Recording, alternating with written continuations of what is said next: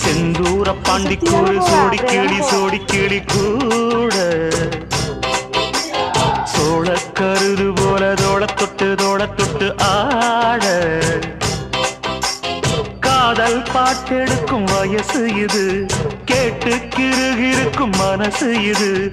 ஒரு தீர்மானே பசுமரத்தேனே நினைச்சது நிறைவேறும் நாள சிந்தூர பாண்டிக்கோரு சோடி கிளி